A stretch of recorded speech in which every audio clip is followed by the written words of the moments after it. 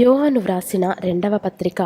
పెద్దనైన నేను ఏర్పరచబడినదైన అమ్మగారికిని ఆమె పిల్లలకును శుభమని చెప్పి వ్రాయున్నది. నేను మాత్రమే గాక సత్యము ఎరిగిన వారందరూ మనలో నిలుచుచు మనతో ఎల్లప్పుడూ ఉండు సత్యమును బట్టి మిమ్మును నిజముగా ప్రేమించుచున్నాము.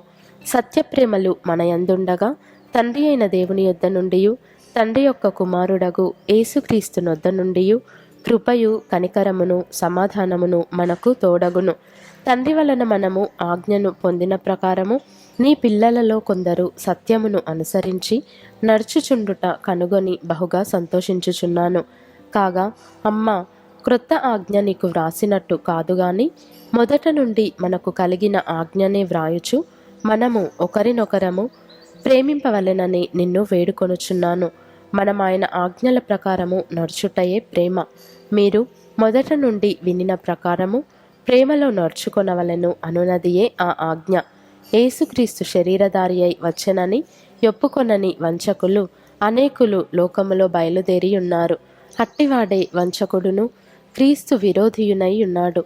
మేము మీ మధ్యను నెరవేర్చిన కార్యములను చెడగొట్టుకొనక మీరు పూర్ణ ఫలము పొందునట్లు జాగ్రత్తగా చూచుకొనుడి. క్రీస్తు బోధయందు నిలిచియుండక దానిని విడిచి ముందునకు సాగు ప్రతివాడును దేవుని అంగీకరింపనివాడు. ఆ బోధయందు నిలిచియుండువాడు తండ్రిని కుమారుని అంగీకరించువాడు. ఎవడైనను ఈ బోధను తేక మీ యొద్దకు వచ్చిన ఎడల వానిని మీ ఇంట చేర్చుకొనవద్దు. శుభమని వానితో చెప్పను వద్దు. శుభమని వానితో చెప్పువాడు వాని దుష్టక్రియలలో పాలివాడగును. అనేక సంగతులు మీకు వ్రాయవలసి ఉండియు సిరాతోనూ కాగితముతోనూ వ్రాయ మనస్సు లేక మీ సంతోషము పరిపూర్ణమవునట్లు మిమ్మును కలుసుకొని ముఖాముఖిగా మాటలాడ నిరీక్షించుచున్నాను. ఏర్పరచబడిన నీ సహోదరి పిల్లలు నీకు వందనములు చెప్పుచున్నారు.